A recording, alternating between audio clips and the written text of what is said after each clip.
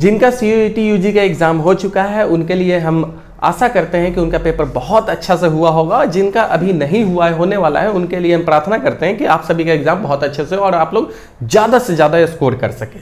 तो आइए आज हम इस वीडियो में जानने वाले हैं कि CUET एग्ज़ाम के बाद हमें किन बातों का ख्याल रखना चाहिए और कौन से डॉक्यूमेंट हमें ज़रूरत पड़ने वाले हैं और आगे के प्रोसेस कैसे करते हैं। तो चलिए इस वीडियो को आगे हम लोग देखते हैं।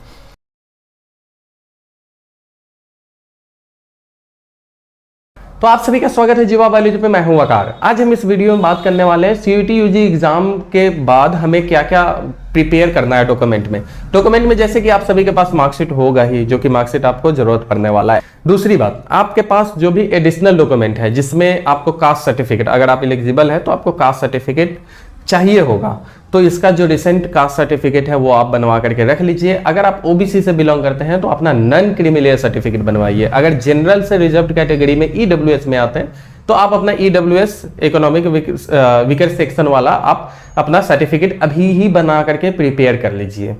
और उसके बाद आपका आवासीय और आय प्रमाण पत्र, जो कि इनकम सर्टिफिकेट होता है, आवासीय रेसिडेंशियल सर्टिफिकेट, ये सब आपको बनवा करके अभी ही प्रिपेयर कर लेना होगा।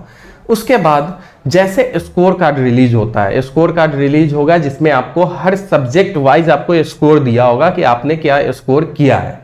तो उस स्कोर कार्ड के अकॉर्डिंग ही आपका एडमिशन होने जा रहा है। तो आपने एडमिशन फॉर्म भरते समय जिस यूनिवर्सिटी को सेलेक्ट किया था उसी यूनिवर्सिटी में आप एलिजिबल होंगे एडमिशन के लिए। दूसरे किसी यूनिवर्सिटी में उसके बाद आप एडमिशन के लिए एलिजिबल नहीं होते हैं। फिर अब आगे क्या करना है, जैसे ही आप आपने जिस यूनिवर्सिटी को चूज किया है उस यूनिवर्सिटी के पोर्टल पे आपको रेगुलर विजिट करते रहना होगा। क्यों? क्योंकि इसके बाद जैसे स्कोर कार्ड आएगा फिर सारे यूनिवर्सिटी इंडिविजुअली अपना फॉर्म निकालेगा फिल करने के लिए।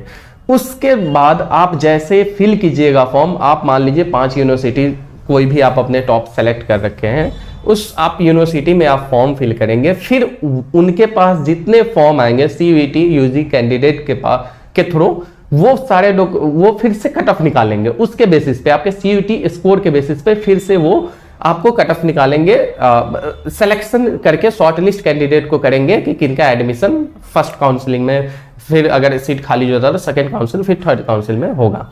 तो इसके ज़्यादा जानकारी के लिए आपको करना क्या होगा कि हमें अपने कमेंट में आप जिस भी यूनिवर्सिटी को सेलेक्ट किए उस यूनिवर्सिटी का नाम लिखिए, जिससे हम डिस्क्रिप्शन में उस यूनिवर्सिटी का वेबसाइट आपको अपलोड कर देंगे कि आपको कैसे जा करके वहाँ पे कैसे फॉर्म फिल करना है।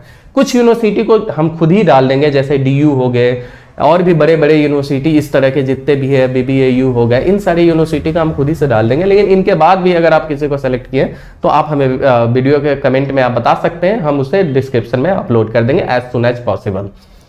अब आइए, अब आप DU का सबसे बड़ा कंफ्यूजन DU के एडमिशन में होता है। DU में इसलिए होता है कि DU को कोई एक यूनिवर्सिटी में एडमिशन UG लेवल पे नहीं होने जा रहा है, उसके जो एफिलिएटेड आपको कॉलेज है, जो भी एफिलिएटेड कॉलेज है, जैसे गार्गी हो गया, मेंढा हाउस हो गया, हिंदू कॉलेज हो गया, इस सभी कॉलेज में आपका एडमिशन होने जा रहा है। तो अब इसमें कैसे करेंगे? DU में तो आपने DU सिर्फ सेलेक्ट किया है, फिर इस कॉलेज यूनिवर्सिटी को कैसे सेलेक्ट करना है?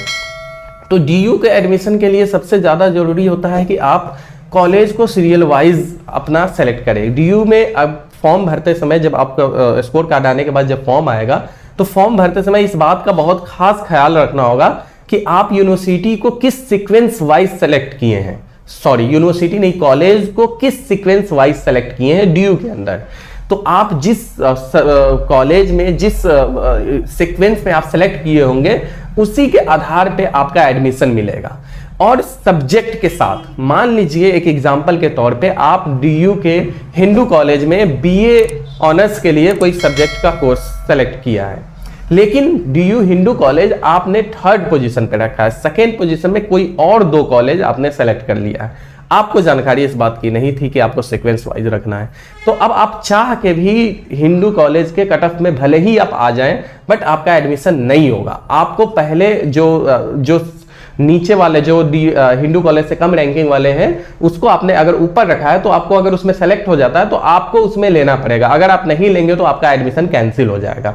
इसलिए इस बात का खास ख्याल रखें कि आप DU का जब फॉर्म फिल कर रहे हैं तो आप इन सभी बातों का जरूर ख्याल रखें कि आप सब्जेक्ट वाइज आपको कॉलेज सेलेक्ट करें। ऐसे नहीं है सीधा किसी को भी सेलेक्ट कर लेंगे, ऐसे नहीं करना। ऐसे करने में आपका एडमिशन गड़बड़ हो सकता है। तो आज के वीडियो में हम इतना ही बात करेंगे। अगर आपको फिर से एक बार बता दें कि अगर आपको यूनिवर्सिटी को सेलेक्ट करने में या उसके वेबसाइट को आपको नहीं पता है, तो आप हमारे कमेंट में जाकर के टाइप करें उसके यूनिवर्सिटी का नेम, हम आपको कॉलेज का वेबसाइट अवेलेबल करा देंगे। उसके बाद आप जाकर के वहां से आप स्कोर कार्ड आने के बाद ही ये सब प्रोसेस स्टार्ट होगा। जैसे स्कोर कार्ड आएगा फिर एक एक यूनिवर्सिटी का फिर हम लोग वीडियो बनाते भी रहेंगे, बट आपकी सुविधा के लिए हम बता दें कि आप पहले ही हमें कमेंट में बता दें, हम पहले ही आपको वेबसाइट अपलोड लिंक डाल देंगे कि आप उस पर जाकर के रेगुलर विजिट करते रहें, ताकि किसी तरह का कोई आपको दिक्कत का सामना नहीं करना पड़े। तो हमारे चैनल को सब्सक्राइब कर लीजिए इसी तरह के लाइव अपडेट के लिए। Thank you so much.